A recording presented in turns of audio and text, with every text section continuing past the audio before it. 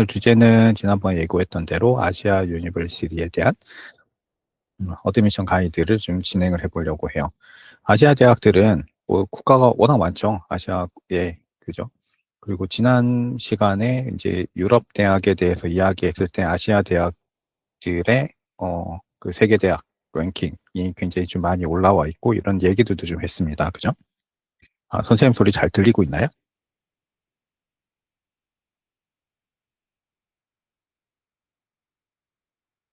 예, 네, 감사합니다. 역시.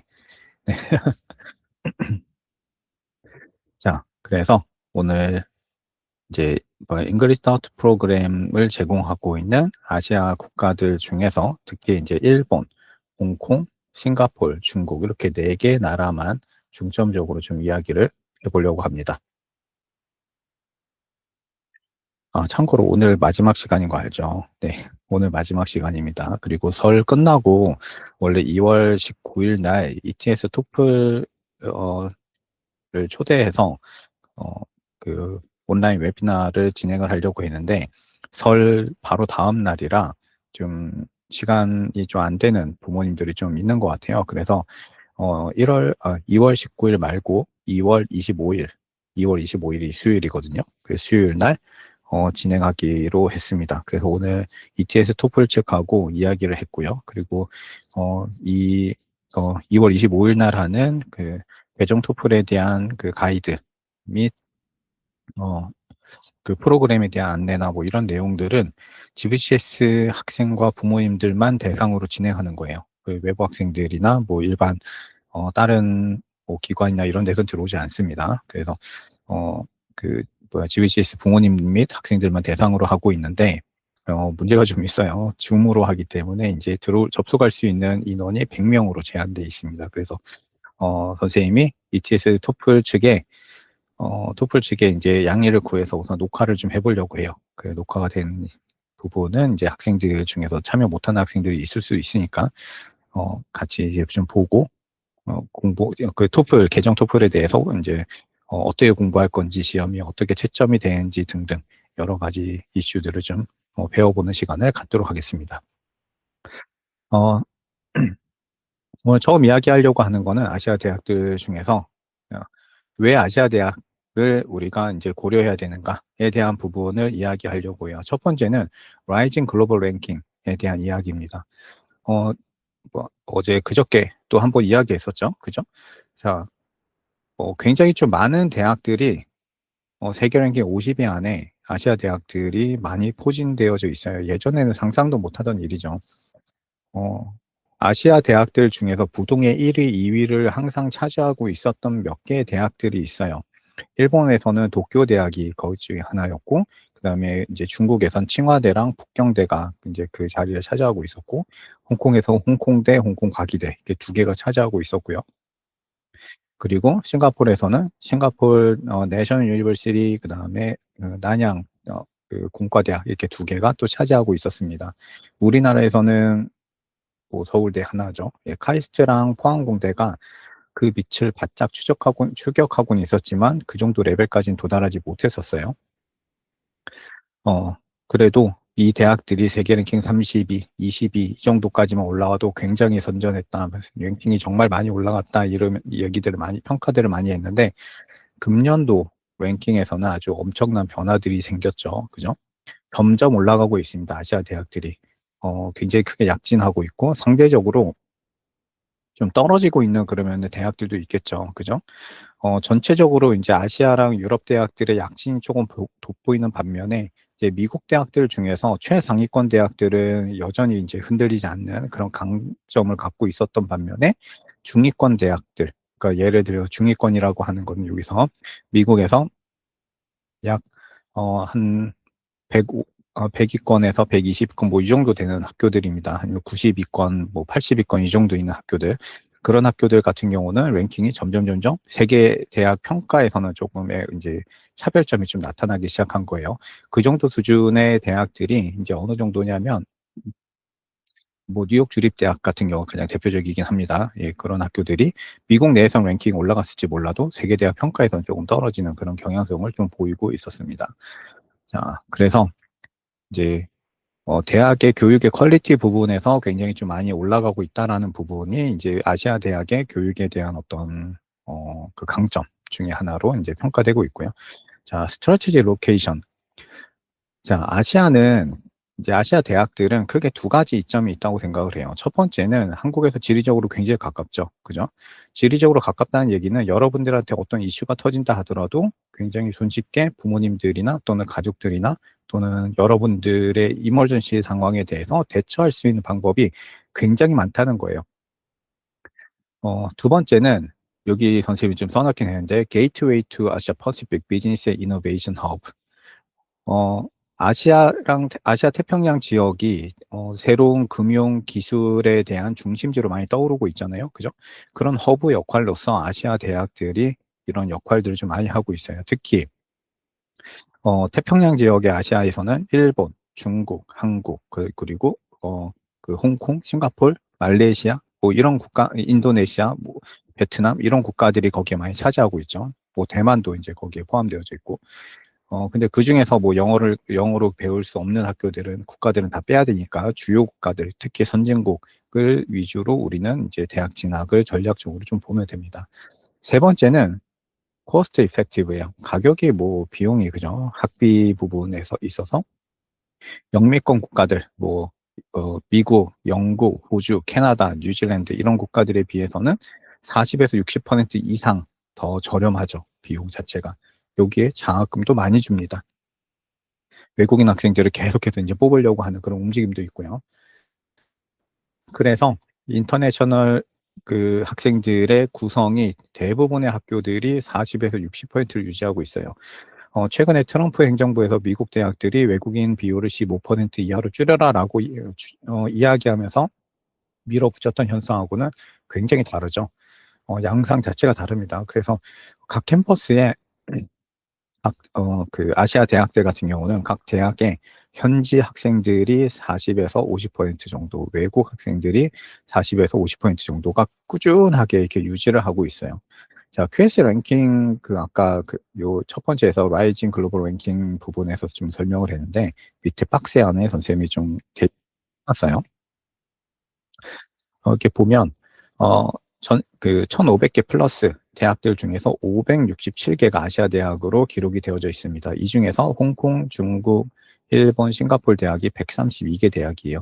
조금 있다가 이 국가들의 대학들이 이제 랭킹 구간들 중에서 어디에 위치해 있는지도 선생님 표를 좀 만들어 봤거든요. 자, 이 중에 홍콩은 9개 대학.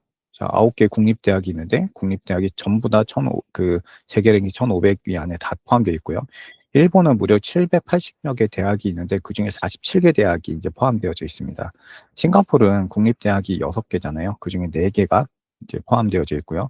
중국은 뭐 대학 어마어마하죠, 중국도. 예, 그 중에서 약 72개 대학교가 여기 포함이 되어져 있다고 합니다. 그러니까 전반적으로 이제 굉장히 수준 높은 학교들이 많이 들어와 있다는 거죠. 그래서 이거를 좀 그래프로 한번 좀 만들어 봤어요. 세계 랭킹 50위권 이내에 있는 대학들 보면 홍콩이 3개, 싱가포르이 2개, 중국이 5개, 일본이 하나. 우리나라도 비교를 하기 위해서 가져와 봤습니다. 우리나라는 2개 있더라고요. 2개가 서울대랑 카이스트예요. 자, 세계 랭킹 100위권에 있는 대학들은 홍콩이 2개, 그 다음에 싱가포르는 없어요. 그 다음에 뭐 4개밖에 없으니까 그렇겠죠. 그 다음에 중국은 72개 중에서 4개, 일본 47개 중에서 3개, 우리나라는 43개 중에서 1개 대학이 포함되어 있습니다. 200개 안쪽에는 홍콩이 1개, 홍콩은 9개 중에서 대부분 학교가 지금 다 200개 안에 포함되어 있는 걸 볼 수 있죠. 싱가포르는 딱 명확하게 나눠집니다. 종합대학이냐 아니면 특정 전공으로 나눠진 대학이냐에 따라서 갈라지는 다라는 거를 이 표에서도 좀 볼 수가 있어요. 중국은 5개, 일본 5개, 우리나라는 3개. 우리나라는 요 밑으로 갈수록 되게 좀 숫자가 커집니다. 자, 200위 아래에 있는 학교들. 홍콩이 3개. 요 홍콩 3개는 어디냐면 교육대학교. 그 다음에 그 홍콩의 유일한 리버럴츠 칼리지인 닝난 대학교. 그 다음에 하나는 메트로폴리탄 대학교라고 해서 영어 과정은 되게 조금 제공하고 이제 대부분 캔톤시로 수업을 하는 그런 학교가 있어요. 그 학교가 하나가 포함된 거예요.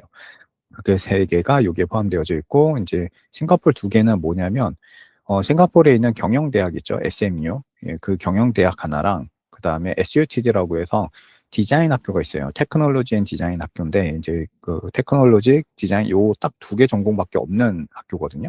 그래, 그 학교는 종합대학이 아니기 때문에 평가 지수가 좀 떨어질 수밖에 없죠. 그래서 그 두 개가 여기 포함되어져 있고요. 중국은 72개 중에서 58개, 일본은 47개 중에서 38개, 한국은 43개 중에서 37개 대학이 200이 바깥에 이제 자리를 잡고 있습니다. 그래도 이제 1,500개 정도 대학의 아시아 대학들이 이 정도나 많이 차지하고 있다는 거는 굉장히 좀 괄목할 만한 성과라고 생각이 듭니다. 어, 좀 빠르게 좀 비교를 좀 해볼게요. 일본, 홍콩, 싱가포르, 중국 해서 가장 대표적인 대학들 보면은 뭐 도쿄대, 게이오대, 와세다대, 일본은 뭐 이런 학교들이 있죠. 그 외에도 조치대학이라든지 리츠메이칸, 우리랑 MOU 되어 있는 리츠메이칸 대학교도 있고, 그 외에도 뭐 인터내셔널 크리스찬 대학이라든지 아키타 대학 같은 그런 굉장히 유명한 학교들이 좀 많이 자리를 잡고 있습니다. 역사적으로 굉장히 좀 전통 있고 좀 오래된 대학들, 아시아에서 가장 오래된 대학들이 일본이 많이 갖고 있거든요. 그리고 학문적인 전통성을 많이 갖고 있다는 게 일본 대학의 가장 큰 특징이에요. 자, 홍콩은 상대적으로 역사가 전반적으로 좀 짧습니다. 대학들의 역사가 독립된 지 얼마 안 돼서 그래요. 홍콩이나 싱가포르 같은 경우 둘 다 그래요. 대학의 역사가 전반적으로 짧아요. 긴 대학들이 100년 좀 넘었고 짧은 대학들은 50년도 채 되지 않는 역사를 가지고 있죠. 한 40년 정도밖에 되지 않은 대학들입니다. 가장 대표적인 거는 홍콩대, 중문대, 과기대. 자, 그 다음에 싱가포르. 아까 이제 세계 랭킹 50위 안에 두 개가 있다고 했는데 그 두 개가 NUS랑 NTU 두 개입니다. 요 두 개의 학교가 가장 대표적인 학교고요. 중국은 뭐 워낙 또 유명한 학교들이 많죠. 예, 북경대, 칭화대, 푸단대, 뭐 상해교통대 등등의 학교들이 있습니다. 애뉴얼 투이션은 US 달러 기준으로 했을 때 일본은 약 5천에서 8천 달러. 상대적으로 좀 저렴하죠. 그죠? 이게 사립대 수준이고요. 이제 국립대 수준이라고 보면 됩니다. 그다음에 홍콩대학 같은 경우는 US 달러 기준으로 18,000불에서 25,000불. 미국 주립대랑 비교를 해볼게요. 미국 주립대랑 비교하면 칼스테이트 대학하고 학비가 좀 비슷한 수준이라고 생각하면 될 것 같아요. 그리고 뭐, 그 미시간 주립대학 학교하고 비교하면은 뭐 반값이거나 3분의 1 정도밖에 되지 않는 거죠. 굉장히 이제 미국 주립대랑 비교해도 굉장히 좀 저렴한 학비다라는 거를 알 수가 있습니다. 자, 싱가포르 같은 경우도 18,000불에서 30,000불. 여기는 이제 미국 주립대랑 좀 비슷한 수준까지 올라오죠. 이제 30,000불까지 올라왔으니까. 중국은, 와, 굉장히 저렴합니다. 3,500불에서 6,000불. 예. 영어 프로그램은 일본은 대략 학부 과정에서 이제 작년에 공개된 게 174개가 공개가 됐는데, 이제 거기에 카운트되지 않은 영어 과정이 있어요. 뭐냐면, 그, 일본에 있는 국제대학들, 그러니까 미국 대학이라든지 유럽 대학이라든지 이런 대학들이 일본에 이제 아시아 캠퍼스를 가지고 있는데, 그런 학교들은 카운트되지 않았습니다. 그래서 거기까지 카운트하면 대략 한 200개 이상의 영어 학부 과정을 제공하고 있습니다. 홍콩은 뭐 대학 개수가 워낙 적잖아요. 그죠? 여기는 원래부터 9개 뭐 9개의 국립대학 중에서 8개의 국립대학은 100% 영어로만 진행했어요. 싱가포르도 마찬가지입니다. 원래부터 이 두 나라는 그 바이링구어 시리이면서 바이링구어 그 컨트리이기 때문에 처음부터 뭐 전부 다 영어로만 수업을 진행합니다. 자국어로 진행하거나 지역 언어로 진행하는 수업은 아예 없다고 보면 돼요. 중국은 점점 늘어나고 있습니다. 500개 이상의 프로그램이 새로 생겨났고, 그 프로그램에서 이제 영어로 학위를 딸 수 있는 과정들을 많이 개설하고 있어요. 외국인 학생들은 아무래도 좀 많이 데려오려고 하는 움직임이 있는 거죠. 자, 리빙 코스트를 볼게요. 연간 리빙 코스트입니다. 일본은 10,000불에서 14,000불. 한국에서 여러분들이 한국 대학 다닌다 생각해도 이 정도 비용 들거든요. 이제 한 달에 뭐 적게 쓰는 친구들은 8, 90만 원 쓰겠지만 많이 쓰는 친구들은 한 150 정도까지 씁니다. 그렇게 생각을 하면 이제 비슷한 거예요. 물론 거기에는 방세는 포함 안 돼 있죠. 월세는 기숙사비 이런 거 포함 안 돼 있죠. 여기 비용은 기숙사비가 다 포함된 비용이에요. 홍콩 같은 경우는 15,000불에서 20,000불 정도. 그 다음에 싱가포르 15,000에서 20,000불. 좀 비슷하죠. 물가가. 워낙 물가 비싼 지역이라. 중국은 물가가 역시 쌉니다. 예, 6,000불에서 10,000불. 어드미션 데드라인은 일반적으로 일본은 4월 입학이냐 9월 입학이냐에 좀 따라 다르지만 가장 많이 원서가 몰리는 시기가 9월에서 2월까지고요. 어, 좀 어드미션 라운드가 좀 빨리 진행되는 경우는 6월에서 8월 사이에 1차 원서가 진행하는 학교들도 있어요. 그리고 가장 늦게 끝나는 데가 일부 예외적으로 3월 초까지 진행하는 학교도 있습니다. 그 다음에 홍콩은 보통 이제 10월 달쯤에 원서가 열려서 11월 중순에 이제 얼리 라운드가 끝나고 1월 중순에서 1월 말, 그러니까 2월 1일까지 해서 이제 그 레귤러 라운드가 끝납니다. 싱가포르는 2월에 시작해서 죄송해요. 12월에 시작해서 보통 이제 2월 또는 3월 정도에 끝나는데 제일 늦게 끝나는 학교가 이제 3월 19일경에 끝나는 SMU가 제일 늦게 끝나는 학교예요. 자, 중국은 보통 이제 10월에 시작해서 4월에 끝나는 경우가 좀 많습니다. 물론 롤링 베이스로 진행하는 경우도 많기 때문에 모든 학교가 다 똑같이 이렇게 진행된다라고 생각하면 안 돼요. 자, 일본 대학부터 먼저 넘어갈게요. 네. 아까 초반에 선생님이 얘기했던 것처럼 트레디셔널 엑셀런스 학문적 배경을 갖고 있는 그 국가 대학들이 이제 일본 대학들의 가장 큰 특징이라고 보면 돼요. 2025년 기준으로 이제 그 5개 대학이 글로벌 탑 200 랭킹 되어져 있는 학교들이고요. 그리고 200개 이상의 영어 과정 제공하고 있고요. 그 다음에 이 부분에서 여러분들이 좀 관심을 가질 만한 내용이죠.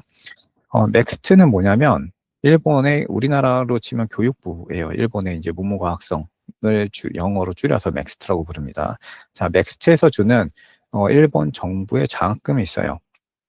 이거는 자국인들만 받는 게 아니라 외국인 학생들도 받습니다. 특히 영어 과정으로 가는 학생들한테 이런 기회들이 잘 생깁니다. 그리고 미국은 입학할 때 장학금을 못 받으면 장학금을 못 받잖아요. 졸업할 때까지. 그게 미국의 특징이거든요. 신입학할 때 좋은 성적으로 장학금을 받아야 이제 그 다음에 받을 수 있어요. 근데 만약에 입학할 때 장학금을 못 받아요. 근데 들어가서 열심히 해서 내가 성취를 많이 해요. 그래도 장학금 안 줍니다. 그게 미국 시스템이에요. 일본은 매 학기 평가를 해서 장학금을 줘요. 입학할 때 받는 장학금은 따로고요. 별개고 그 외에 내가 얼마큼 성취하느냐에 따라서 그 다음 학기에 내가 장학금을 받을 수 있냐 없냐가 또 결정이 되기도 하고요. 장학금 종류에 따라 다르긴 합니다. 그리고 1학기 성적을 가지고 그 자소에 신청을 해서 별도의 장학금을 또 받을 수도 있어요.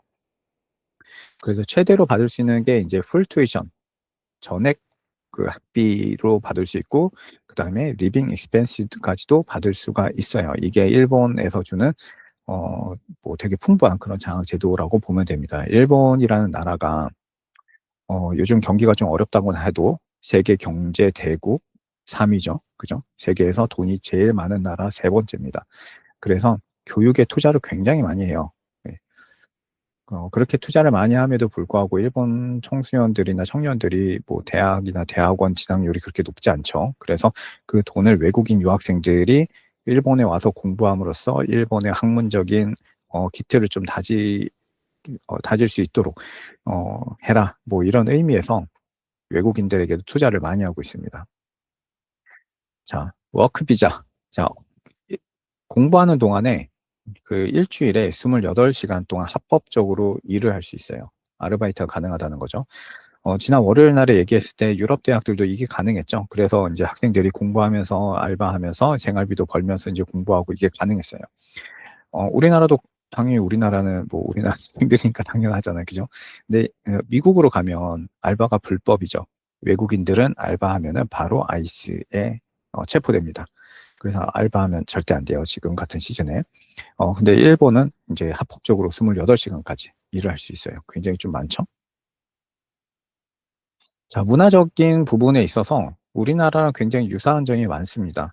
문화적인 부분, 언어적인 부분, 뭐, 그 여러 가지 유사한 점이 많기 때문에 이제 학생들이 갔을 때 좀 안정적인 생활을 좀 하는 것 같아요.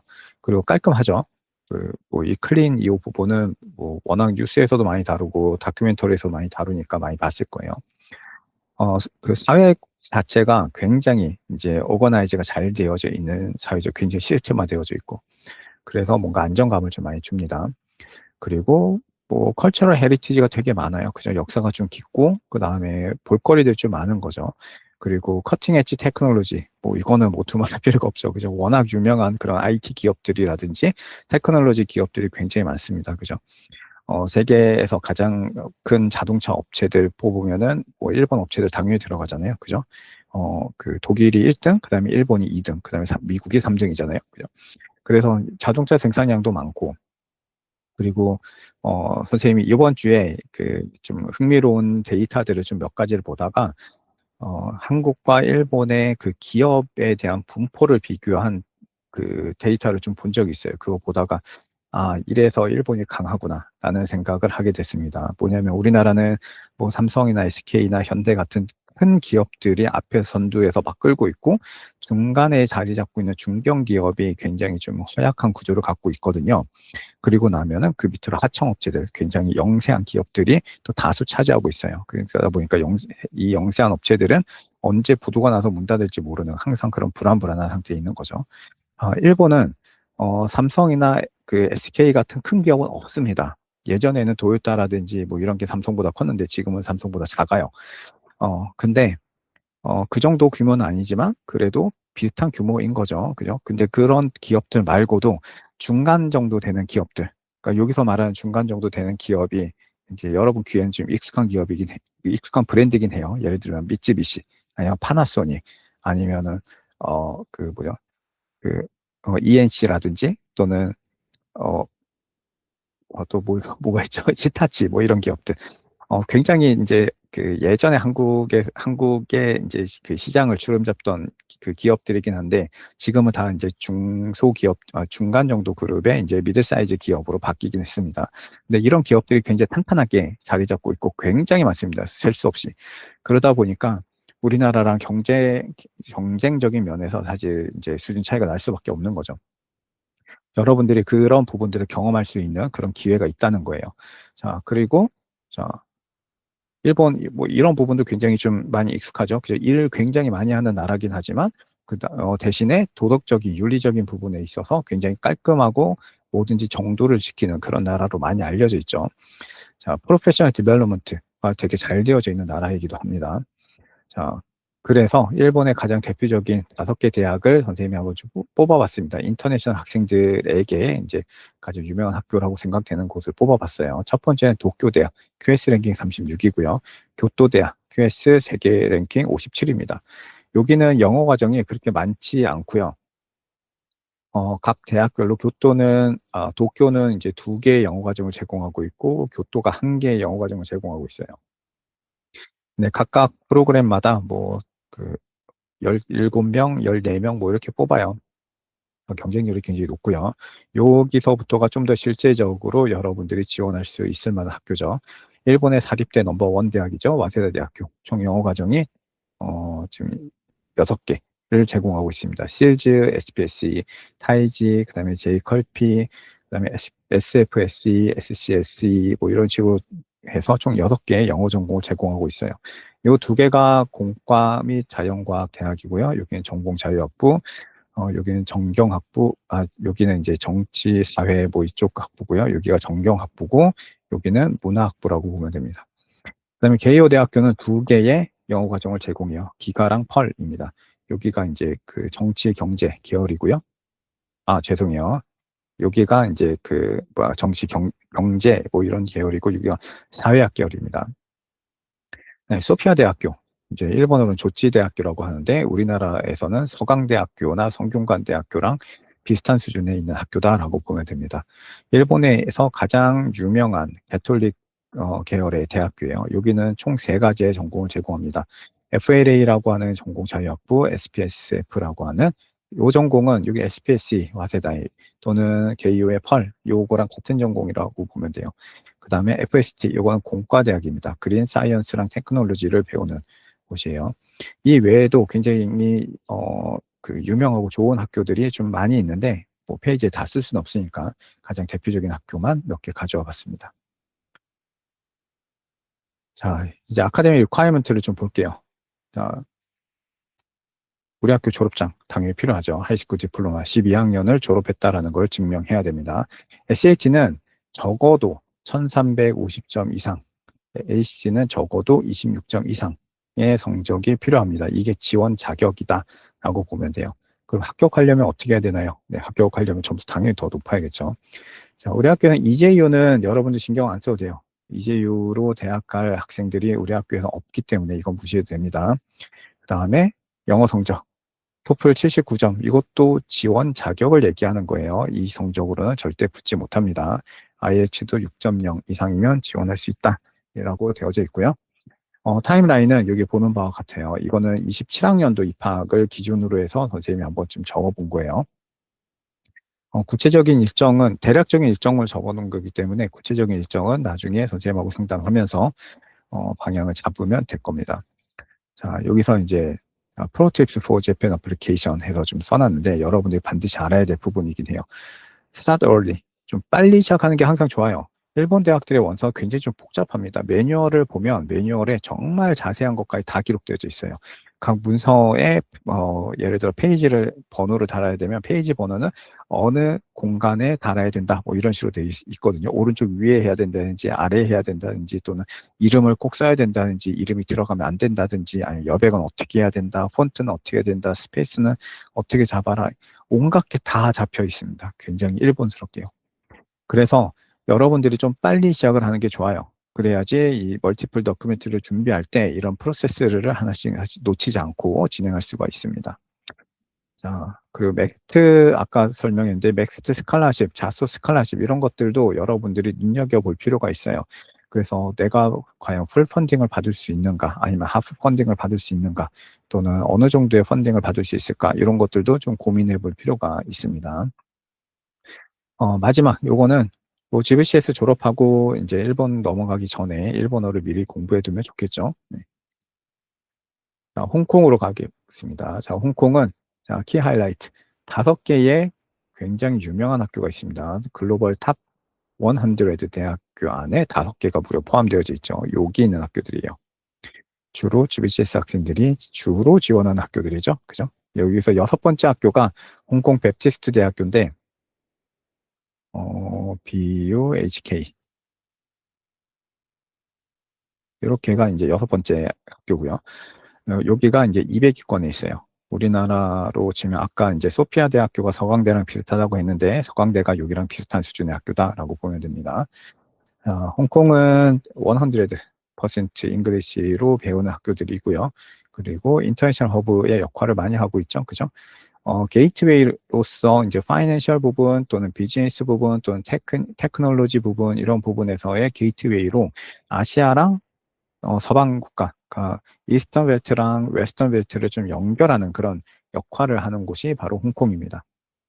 세계 무역량이 가장 많은 곳이 이제 그 서방 세계에서 들어왔을 때에 뭐 중국 시장이 워낙 크잖아요. 그래서 중국으로 어떻게든 막 수출하려고 하고 있죠. 모든 나라들이. 그렇게 할 때에 들어오는 지점이 홍콩 아니면 싱가포르인데 싱가포르는 다이렉트로 들어오지 못하죠. 중간에 뭐 말레이시아, 베트남 이런 데 지나서 들어와야 되는 거고 홍콩은 들어오면 다이렉트로 중국으로 넘어가기 때문에 이제 국제 기업들이 다국적 기업들이 굉장히 선호하는 지역이기도 합니다. 그래서 되게 많은 나라의 기업들의 헤드쿼터가 홍콩의 자리를 많이 잡고 있어요. 선생님이 오늘 이제 동문 졸업생 중에 한 명 소식을 들었는데 이 친구가 대학 이제 1학년이거든요. 지금 이번 8월 달에 작년 8월 말에 이제 들어갔으니까 1학년 1학기 이제 끝난 거죠. 1학년 1학기 끝나는데 홍콩에 있는 현지 기업에 벌써 인턴십으로 이제 취직이 됐다라고 소식을 들었어요. 이 친구는 이제 월급 받으면서 공부하는 거죠. 그죠? 그다음에 이제 포스트 스터디 워크 비자. 이게 홍콩의 가장 큰 장점인 것 같아요. 졸업하면 자동적으로 12개월에 이제 그 잡시킹 비자가 주어집니다. 그리고 이거를 3번까지 줘요. 그래서 최대 3년까지 비자를 그냥 줍니다. 다른 조건 없어요. 이 잡시킹 비자라고 했지만 취업을 내가 취업 활동을 하고 있다, 구직 활동하고 있다라는 거 증명 안 해도 됩니다. 그냥 줘요. 그러니까 3년 동안 굉장히 안정적으로 이제 구할 수 있는 거죠. 자, 대학 다니는 동안 4년, 그죠? 4년이 걸리죠. 플러스 자동적으로 이제, 죄송해요. 3년, 2년이에요, 2년.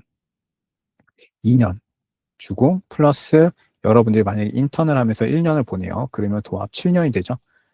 그죠? 합법적으로 7년 체류가 됩니다. 이렇게 7년 체류가 되면 영주권을 줍니다. 예, 그럼 굉장히 취업을 하기에 굉장히 유리한 조건을 갖게 되는 거죠. 그죠? 그 다음부터는 홍콩에 들어가고 나오고 또는 홍콩에서 내 개인 사업을 하든 뭐 자유롭습니다. 뭐 자유롭게 하면 돼요.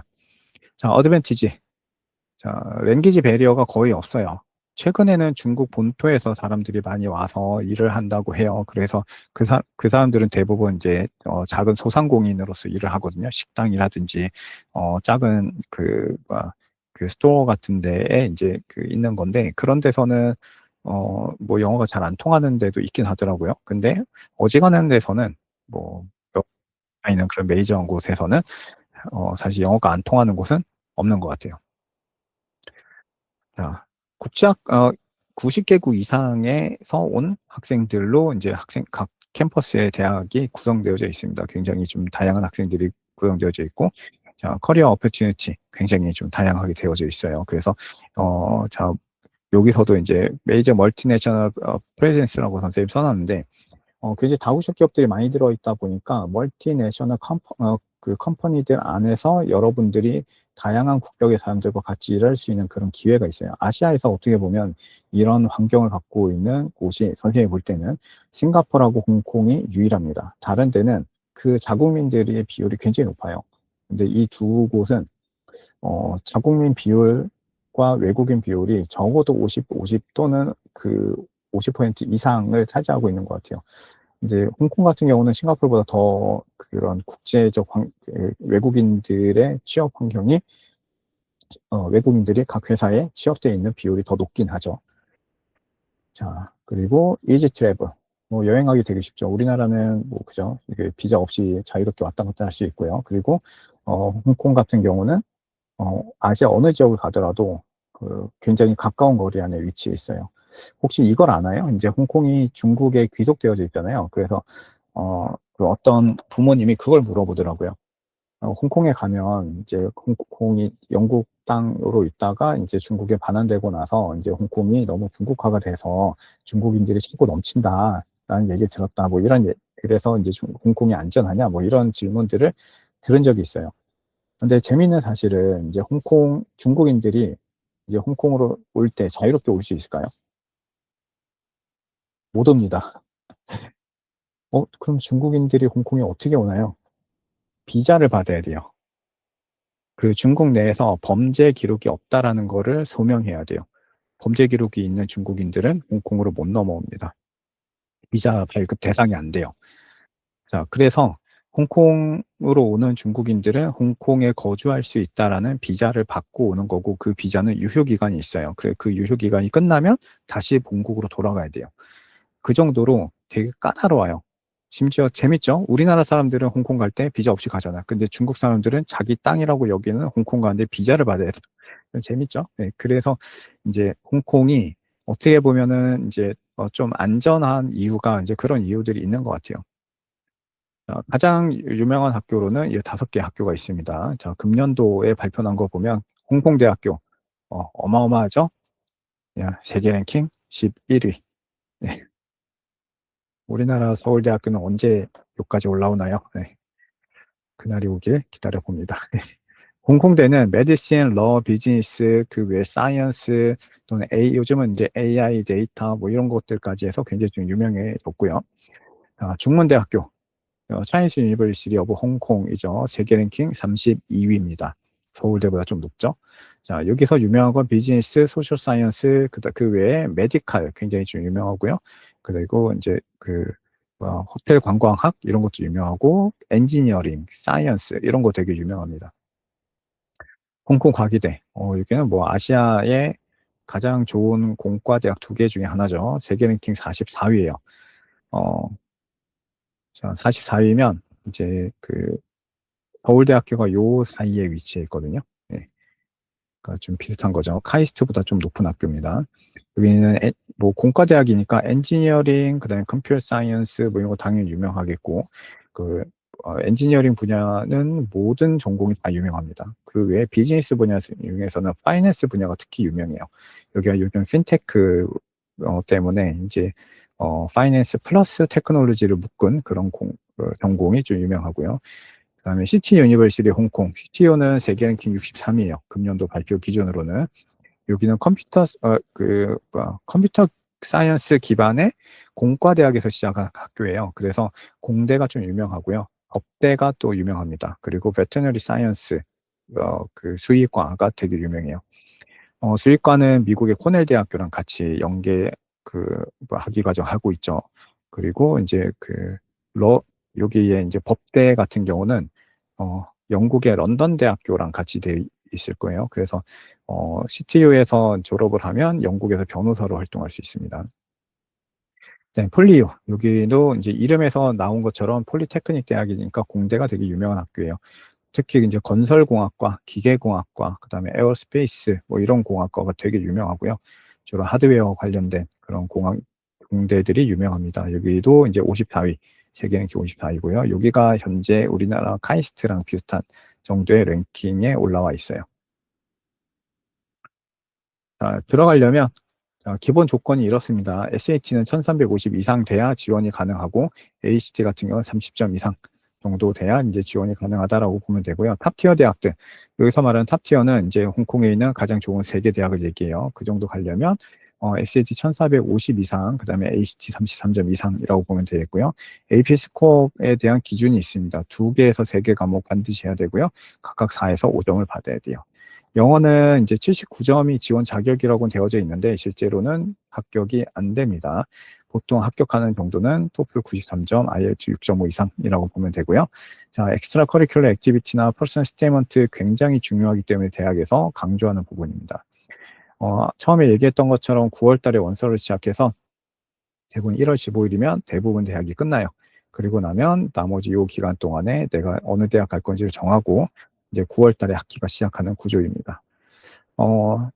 보통 이제 그 애뉴얼 코스트를 좀 보면 투이션은 이제 홍콩 달러로 14만 5천 달러부터 19만 5천 달러. 이거는 이제 US 달러로 환산하면 이 정도가 나와요. 18,000불에서 25,000불. 리빙 코스트는 홍콩 달러로 10만 불에서 14만 불. US 달러 기준으로는 13,000불에서 18,000불 정도 됩니다. 그래서 토탈 계산하면 이 정도 금액이 나와요. 그러니까 1년에 43,000불이면 그죠. 미국 주립대 중에서도 가장 저렴한 주립대를 찾아가면 이 정도 비용이 나옵니다. 스칼라십 어베일러블. 자, 유니버시티 스칼라십 같은 경우는 이제 up to 50%까지 보통을 주는데 작년부터 해서 이게 조금 바뀌었어요. 그래서 이번 입학하는 학생들 중에서 가장 성적이 좋은 학생들한테는 100% 주는 장학금이 거의 홍콩 내에 있는 모든 대학에 생겼어요. 자, 홍콩 정부에서 주는 장학금도 외국인 학생들이 받을 수 있습니다. 메리트베이스 스칼라십 당연히 받을 수 있고요. 그래서 이제 여러분들이 어쨌든 홍콩으로 대학을 가면 좀 장학금을 적게 받는 경우는 한 10에서 20% 정도의 이제 그 파이낸셜 부분을 커버할 수 있겠지만 좀 많이 받는 경우는 100% 이상을 커버할 수 있다. 이게 이제 홍콩에서의 가장 큰 장점 중에 하나다라고 이해하면 됩니다. 자, 싱가포르, 자, 월드 클래스, 리서치 앤 이노베이션. 탑2 대학은 어마어마한 랭킹을 갖고 있습니다. 아까 홍콩 대학이 세계 랭킹 11위였죠? 난양공대 세계 랭킹 12위. 와우. NUS 세계 랭킹 8위예요. 여기서는 모든 전공이 다 유명해요. 아시아에서 범접할 수 없는 넘버1 대학입니다. 얘보다 NUS보다 높은 학교가 아이비리그 중에서도 아이비리그, 미국 대학 다 통틀어서 아이비리그랑 아이비급 학교까지 다 통틀어서 선생님이 알기로는 2개밖에 없는 걸로 알고 있어요. 그 2개가 이제 하버드랑 MIT거든요. 그 나머지 대학들은 전부 다 NUS보다 더 낮습니다. NTU랑 비슷한 학교는 미국의 이제 칼텍 알죠? 예, 미국의 양대 공대예요. MIT랑 칼텍부터도 MIT 떨어지고, 칼텍을 떨어졌는데 MIT 붙고 이런 학생들도 있을 정도니까 그 정도로 굉장히 높은 학교입니다. 그 두 학교는 그냥 월드 탑 티어입니다. 네. 여기는 공대이기 때문에 공과대학이 굉장히 유명하고요. 그 다음에 이제 비즈니스도 유명해요. 그 외에 SMU라는 비즈니스 대학이 있고요. 그 다음에 SUTD, 여긴 디자인하고 테크놀로지 대학이라고 했죠. 자, 요 학교는 특이하게 MIT 파트너십 대학이라고 선생님이 표시를 했는데, SUTD는 싱가포르 정부랑 MIT 공과대학이 싱가포르의 아시아의 합작으로 만든 학교입니다. 그래서 다른 대학보다 학비가 좀 비싸요. 대신에 SUTD에서 공부한 학생들은 MIT에서도 같은 교육 과정으로 이제 그 커리큘럼을 쉐어하거나 또는 이렇게 연계 공부를 할 수 있는 그런 기회들이 또 있다는 거죠. 그런 면에서 SUTD의 강점이 또 있긴 합니다. 자, 여기는 뭐 앞에 써놓은 것처럼 보스 랭킹, 그러니까 NUS랑 NTU 두 개가 탑 10 대학교에 이제 포함되어져 있고요. 그 다음에 자, 영어가 공식 언어예요. 싱가포르는 뭐 어딜 가나 다 영어 씁니다. 심지어 택시 드라이버들도 영어를 굉장히 잘 쓰고, 뭐 그랩으로 이제 지나가는 그 뭐죠? 이 차 잡아서 이제 그 공유차 이렇게 잡아서 타고 다녀도 어디서나 다 영어를 써요. 인종적으로 굉장히 좀 다양한 국가인데 그 다양한 인종들이 영어를 굉장히 플루언트하게 씁니다. 자, 리딩 인 테크, 바이오텍, 그리고 엔터프러너십. 자, 이 부분은 아시아에서 거의 넘버 원, 투 하는 곳이다라고 보면 돼요. 홍콩에 있었던 헤드쿼터, 그 아시아로 넘어오는 외국계 기업들이 두 군데에 크게 이제 헤드쿼터를 많이 두고 있어요. 첫 번째 홍콩, 두 번째 싱가포르 이렇게 두고 있습니다. 네, 코로나 때 이후로 이제 중국으로 넘어가는 길이 좀 많이 막혔으니까 그래서 홍콩에 떠나가지고 이제 다른 곳으로 이제 거점을 옮기는 국제 기업들이 있었는데 그 기업들이 도쿄로 갈 것인가 아니면 싱가포르로 갈 것인가를 고민을 많이 했다고 해요. 근데 결과적으로는 다 싱가포르로 갔습니다. 그리고 나서 최근 들어서 이제 다시 이제 홍콩으로 돌아오는 기업들이 있고 또 싱가포르에 그대로 남아있는 기업이 있어요. 그래서 이제 싱가포르가 홍콩은 아시아의 이제 금융, 그 다음에 기술, 무역, 경영, 뭐 이런 부분들을 다 통칭해서 아시아의 허브를 이루고 있는 두 개의 거대한 허브 기관이다, 지역이다라고 생각하면 됩니다. 자, 엠플로이먼트가 아시아에서 거의 넘버 원이에요. 네, 일본은 뭐 100%니까 거기 빼고 생각을 하면 일본 제외하고도 가장 높은 곳이죠. 90% 이상이 졸업 후 6개월 이내에 취업을 합니다. 왜 싱가포르인가? 뭐 세계에서 가장 안전한 국가 중에 하나죠. 그죠? 유엔에서 뽑은 또는 US 뉴스라든지 아니면 QS나 또 타임즈 또는 뭐 BBC 뭐 이런 데서 이제 그 세계에서 가장 안전한 곳이 어디냐 보고 삶의 퀄리티가 높은 곳이 어디냐 막 뽑잖아요. 그럼 그 중에 항상 1, 2, 3 안에 항상 들어가요. 싱가포르. 아시아에선 당연히 넘버 원입니다. 이게. 자, 이코노미 허브예요. 아센 지역에서. 그리고 이제 인더스트리 커넥션이 굉장히 좀 강하고요. 그리고 멀티컬처럴 소사이티가 굉장히 좀 강합니다. 자, 여기는 점수가 홍콩보다 더 높아요. SAT 적어도 1450, 최소한 1450이에요. 좀 많이 높죠? NUS나 NTU는 1500 이상이 있어야 되고요. ACT는 33점 이상, 그 다음에 컴페티티브 하려면은 34에서 35점, 거의 만점에 가까워야 되고요. AP는 최소가 4개에서 5개인데, 다 이제 3점 이상 갖고 있어야 되고, 이것도 사실 경쟁력이 그렇게 있는 편은 아니에요. 보통 지원한 학생들은 5개에서 9개 정도를 많이 가지고 있습니다. 영어는 토플 100점 이상, IELTS 7.0 이상, 다른 데보다 좀 확실히 높죠.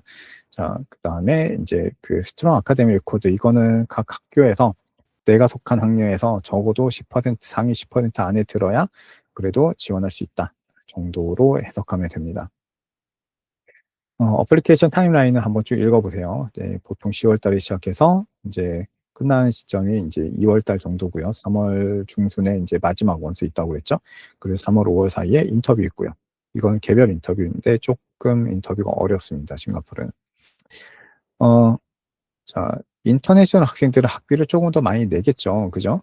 어쩔 수 없는 부분이긴 해요. 그래서 여기서 이제 투이션 그란트라는 제도가 있습니다.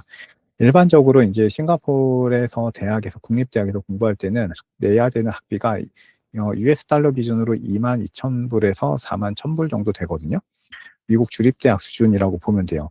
리빙 코스트도 2만 불에 싱가포르 달러로 2만 불에서 3만 불이에요. 그러니까 토탈 이 정도 비용이 들어가는데 생각보다 좀 높은 편이에요. 그죠? 그래서 외국인 학생들이 싱가포르에 생활할 때 물가도 비싼데 학비도 비싸고 하니까 사실 생활이 쉽지는 않단 말이에요. 그래서 외국인 학생들을 위한 튜이션 그란트라는 장학 제도가 있습니다.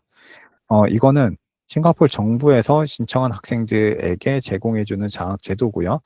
이 장학금을 받으면 싱가포르 그 국적의 기업에서 3년간 일을 해야 한다는 조건이 붙어요.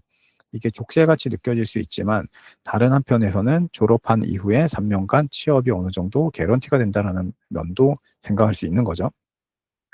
어, 사- 대학 졸업 후에 첫 번째 어떤 커리어를 쌓을 수 있는 좋은 기회가 되기 때문에 이 튜이션 그란트는 이제 받을 수 있으면 꼭 신청해서 받아라라고 선생님은 이야기를 하고 싶습니다.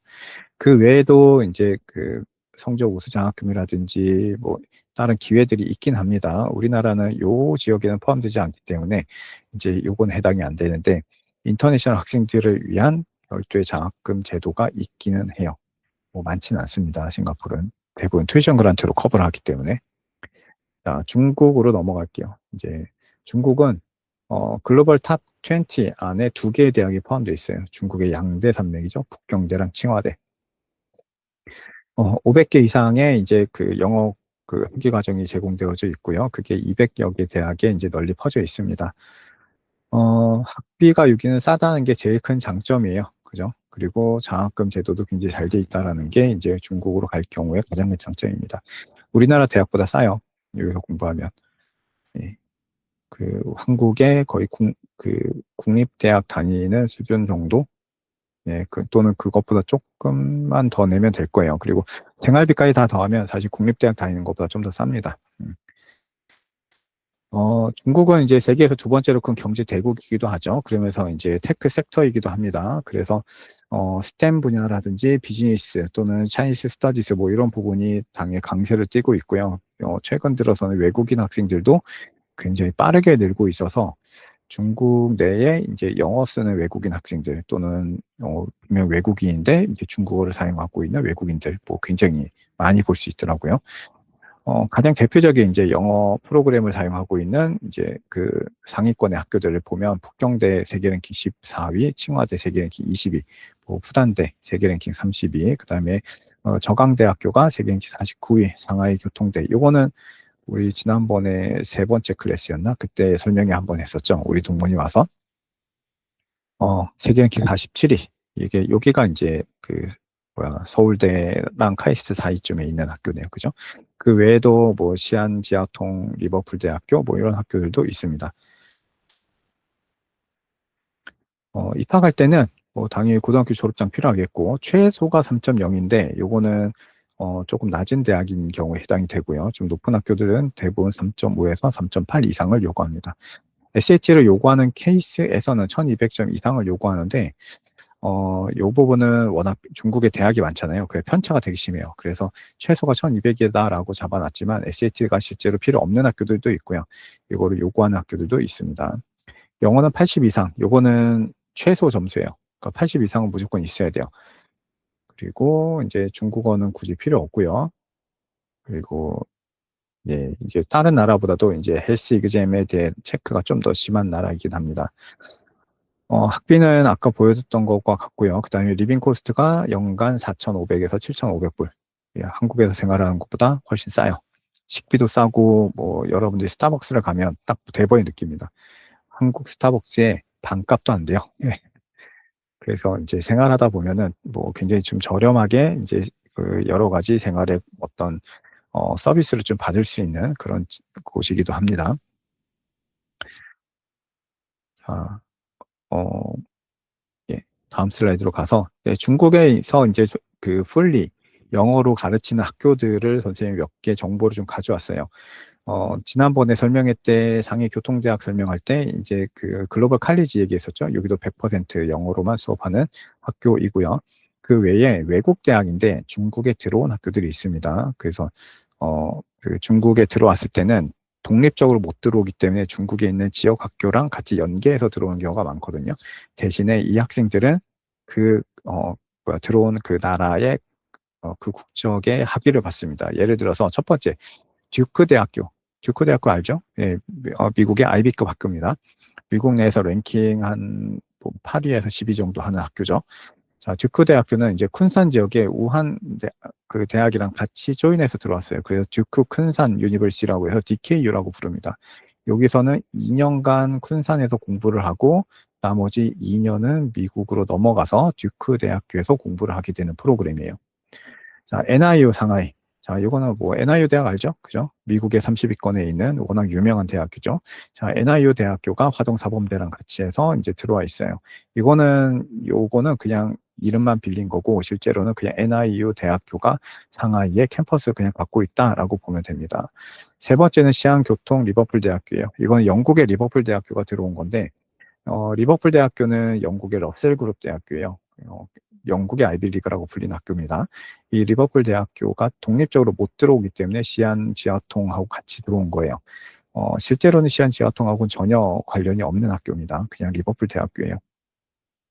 네 번째는 노팅햄 대학교예요. 여기도 이제 닝보라는 도시에 들어왔기 때문에 이제 이름을 그냥 닝보 차이나라고 이렇게 붙인 건데 여기는 다른 데랑 조인하지 않고 독립적으로 들어왔습니다. 노팅햄 대학교도 마찬가지로 영국의 러셀 그룹 대학교입니다.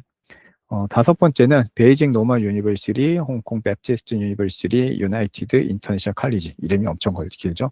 줄여서 UIC라고 불러요.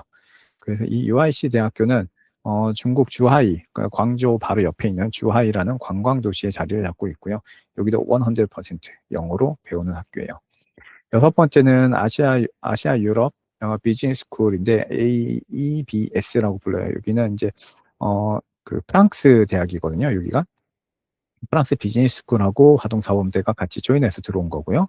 그 다음에 이스라엘 공과대학, 여기 좀 유명한 그 테크니온이라는 이스라엘 공과대학인데 이스라엘에서 넘버원 대학입니다. 공대로. 근데 그 대학교가 광동에 이제 들어왔어요. 그래서 광동 이스라엘 공과대학이라고 해서 들어왔습니다.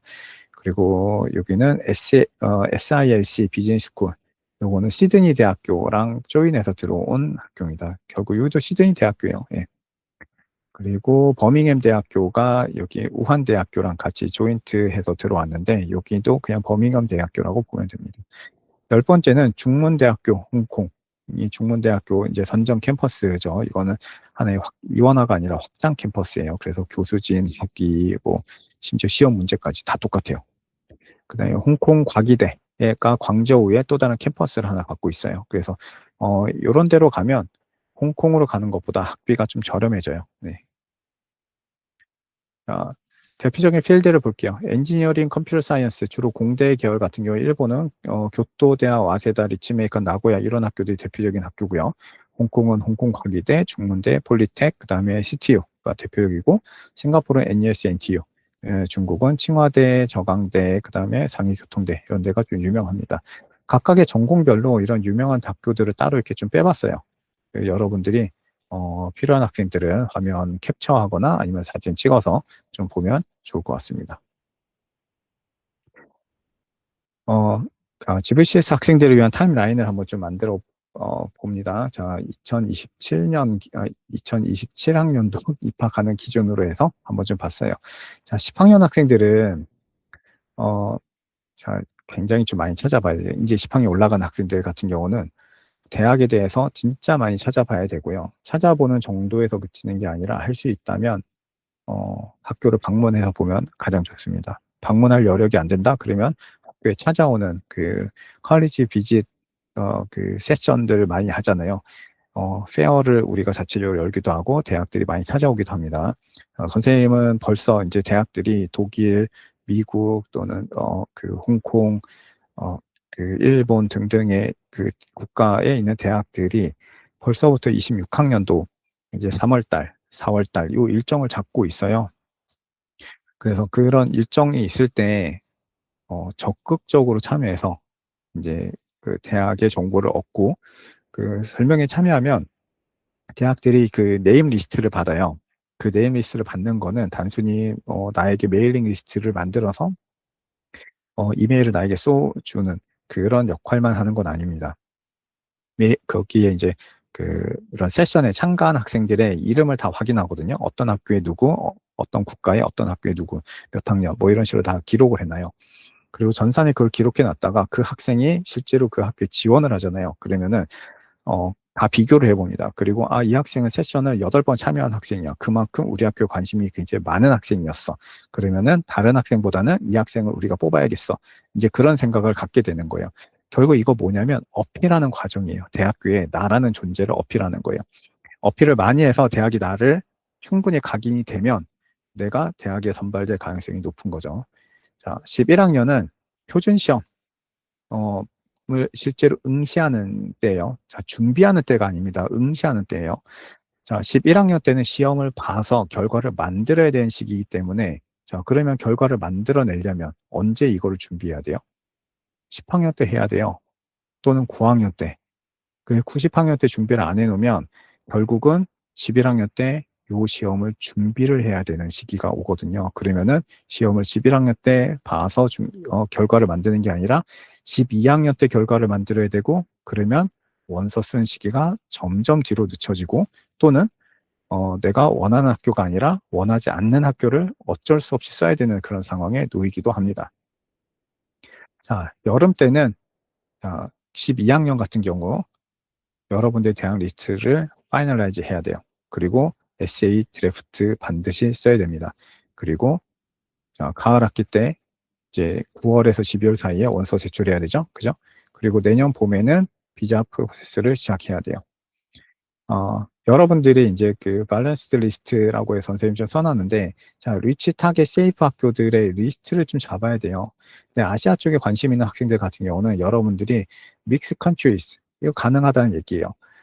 내가 특별히 주로 미국에 관심 있는 학생들은 미국 대학들만 이렇게 쭉 잡잖아요. 그러면 여기 아시아 관심 있는 학생들은 홍콩도 쓰고, 일본도 쓰고, 한국도 쓰고, 뭐 이러면서 이제 그 플랜을 짤 수 있다는 거죠. 그러면 그 플랜에 따라서 나의 전체적인 타임라인을 잘 설계를 해야 되는 거예요. 그죠? 그러면서 동시에 이제 버젯도 같이 생각해야 됩니다. 자, 키 석세스 팩터는 한 번쯤 읽어보면 좋을 것 같아요. 그냥 빠르게 좀 스킵하면서 갈게요. 첫 번째는 아카데미 엑셀런스입니다. GPA 관리 잘해야 되겠고, 그 코र्스 관리 좀 잘해야겠죠. 테스트 스코어, SAT, ACT 둘 중에 하나 선택해서 잘 봐야 되고요. 영어 성적 좀 잘 준비해야 되겠죠. 그리고 의미 있는 활동들, 그리고 여러분들의 목표를 좀 명확하게 함으로써 여러분들의 퍼스널 스테이트먼트를 내가 어떻게 구성할 것인가도 잘 생각해서 정리해야 됩니다. 자, common mistake to avoid. 여러분들 이거는 꼭 피해야 돼요. 간혹 실수하는 경우가 있는데, 원서 천천히 써지 뭐, 이렇게 생각하는 경우 절대 안 됩니다. 원서 천천히 쓰지가 결국 원서를 못 쓰는 상황까지 가요. 왜냐하면 어플리케이션 사이클은 정해져 있거든요. 그래서 여러분들이 정해진 시간 안에 쓰는 거기 때문에 그럼 정해진 기간 안에 쓰려면 그만큼 다른 것들 준비해야 될 것들도 준비가 미리 되어져 있어야 되는 거예요. 그래서 선생님이 상담할 때 재촉을 좀 많이 하죠. 계속 이거 해라 저거 해라 많이 재촉을 합니다. 근데 그거 따라서 하는 애들은 대부분 원서를 좀 잘 써요. 근데 그렇지 않은 경우는 계속 딜레이가 많이 발생을 하죠. 자, 영어 시험에 대해서, 영어 리ኳ이어먼트에 대해서 여러분들이 좀 이렇게 간과하거나 좀 무시하는 경향성이 좀 있는 경우가 있어요. 뭐냐면, 영어 시험 좀 쉬운 거 아니야? 영어가 좀 낮더라도 SAT로 보강하면 돼. 라든지, 아니면 GPA가 높으니까 나는 괜찮을지도 몰라. 라든지. 자, 여러분의 상상력이나 어디서 들리는 그런 소문 또는 루머에 현혹되지 말기를 바랍니다. 대학들마다 영어 성적이 낮은 경우, 영어 공인 성적이 낮은 경우 또는 영어 공인 성적이 제대로 준비가 되지 않은 경우는 아무리 SAT가 높고 아무리 GPA가 높아도 아무리 그 퍼스널 스테이트먼트를 잘 쓴다 하더라도 지원할 수 있는 자격 자체를 안 줍니다. 그냥 예전에 실제 그런 학생들이 있었어요. 여러분 선배 중에 선생님이 이제 언제야 11학년 때인가부터 해서 토플 계속 끝내라 미리 끝내놔라 라고 했는데 이 친구가 선생님 말 안 듣고 이제 딴 데서 들리는 얘기를 듣고 SAT에 너무, 죄송해요. SAT가 아니라 AP 시험에 너무 올인을 한 거예요. 그래서 AP는 5과목을 봐서 5과목을 다 5점 받았어요. 근데 토플이 70점밖에 안 나왔네요. 원서를 어디에 썼을까요? 못 썼어요, 그냥. 이제 그런 거예요. 그러니까 영어 성적에 대해서, 영어 공인 시험에 대해서 여러분들이 너무 쉽게 생각하거나 너무 가볍게 생각하면 절대 안 된다는 거예요. 그래서 선생님이 여기다 좀 써놨죠. Take TOEFL 또는 IELTS seriously. 진짜 seriously 하게 생각해야 돼요, 이거는. 그 다음에, focusing only on ranking. 요거 이렇게 생각하면 안 돼요. 랭킹에만 너무 과몰입돼 가지고 여러분들에게 정말 핏한 곳이 어딘지를 놓치면 안 된다는 겁니다. 여러분들은 핏한 건지, 여러분들의 핏에 대한 거, 로케이션에 대한 거, 코스트에 대한 거, 커리어 아웃컴에 대한 거, 캠퍼스 컬처에 대한 거 다 고민해야 돼요. 비자 리ኳ이먼트에 대해서 충분히 조사하지 않은 경우, 뭐 내가 이제 그것 때문에 이제 서류 준비가 미흡해서 또는 그 대학에서 지원을 해주지 않는 그런 이슈들 때문에 뭐 합격해놓고 출국을 못하면 결국은 뭐 아무것도 아닌 거죠. 그죠? 대학마다 준비해야 되는 비자 서류들이 굉장히 좀 다양하게 있습니다. 그래서 뭐 COE를 준비하느냐, QOE를 준비하느냐, 또는 ECOE를 써야 되느냐, 또는 그 DS를 써야 되느냐, 아니면은 뭐죠? I95인가? 그 ID95를 써야 되냐, 뭐 이런 식으로 써야 되는 폼이나 아니면 준비해야 될 서류들이 다 다르단 말이에요. 근데 무슨 선생님이 지금 얘기하는 게 다 무슨 암호 같죠? 네. 각 나라마다 그런 암호처럼 쓰여져 있는 그런 문서들이 있어요. 그거를 여러분들이 다 준비해서 써야 됩니다. 그래서 그런 부분들도 상담할 때 충분히 이야기하고 알고 넘어가야 되고요. 자, 스칼라십 데드라인을 여러분들이 이제 놓치거나 또는 무시하거나 또는 나중에 천천히 해도 되지라고 생각하다 보면 장학금을 못 받는 경우가 생기니까 이 부분 특히 주의해야 되고요. 자, 퍼스널 스테이먼트. 자, 위크 퍼스널 스테이먼트는 절대 안 됩니다. 공인 성적이 높으니까 SA는 좀 대충 써도 되지 않을까? 아니요, 절대 안 돼요. 예, 이것 때문에 떨어지는 경우가 상당히 많습니다. 이 사례만 얘기하고 오늘 마무리할게요. 첫 번째 학생입니다. 이 친구는 홍콩대 데이터 사이언스 지금 재학하고 있는 GBCS 동문이고요. SAT는 1470점, GPA는 4.09, 토플은 98점, 5개 AP 시험에서 다 4.5점을 받았어요. 되게 잘했죠. 전부 다 12학년 때 만들어 놓은 것들이고요. 그리고 이제 AMC랑 WMTC에 3년 동안 이렇게 참가를 했습니다. 그 학교에서 하는 매스 컴페티션에서 3년 동안 참가해서 3년 동안 계속 1, 2, 3등을 골고루 상을 받았고요. 학교에서는 이런 로봇 동아리 이렇게 활동을 했었어요. 그렇게 했더니 홍콩대학교에 데이터 사이언스로 합격했다라는 거고요. B 학생은 클래스 오브 2022 학생인데 SAT, 그러니까 와세다 대학 실즈에 합격해서 다니고 있는 학생입니다. 지금은 캐나다 계열의 기업에서 인턴하고 있어요. SAT 1500점, GPA 4.1, 어마어마하죠. 예, 토플 114, 3개 AP 시험을 봐서 다 5점 받았어요. 지금 이제 시각장애인을 위한 시각장애인의 뭐죠? 안내견? 예, 그걸 트레이닝하는 그 봉사활동을 굉장히 오랫동안 좀 해왔고, 학생회 활동이라든지, 또는 여러 국내 여러 대회들에 참여해서 수상한 기록이 있습니다. 와세다 대학교에 실즈 합격을 했던 학생이고요. 세 번째 학생, NUS에 현재 다니고 있고, 바이오 계열의 엔지니어링을 전공하고 있는 학생이에요. SAT가 1590, 네, 거의 만점이죠. 네. GPA 4.0, 토플 110점, 7개 AP에서 다 4.5점을 받았어요. 어마어마하죠. 이 정도 되면 NUS 갑니다. 네. 그 다음에 학생 D, 이 사람은 NTU 다니고 있는 학생인데, 우리 학교 졸업생 중에 NTU, NUS 다 있습니다. HT 35점, GPA 4.14, 토플 110점, 7개 AP에서 다 5점. 이 중에서 보면은 가장 뛰어나네, 그죠? 네. 그렇게 하면은 NTU의 공대를 갑니다. 여기 세계 공대에서도 뭐 가장 높은 공대 중에 하나니까. 예. 이 친구는 동아리 한 거 보면 방송부도 했었고, 그 다음에 물리 동아리, 그 다음에 생물학 동아리 이렇게 했었네요. 네. 오늘 선생님 설명했던 그 오피셜 리소스는 이런 데서 선생님이 좀 뽑아봤는데, 여러분들이 나중에 관심 있으면 좀 찾아보면 좋을 것 같고요.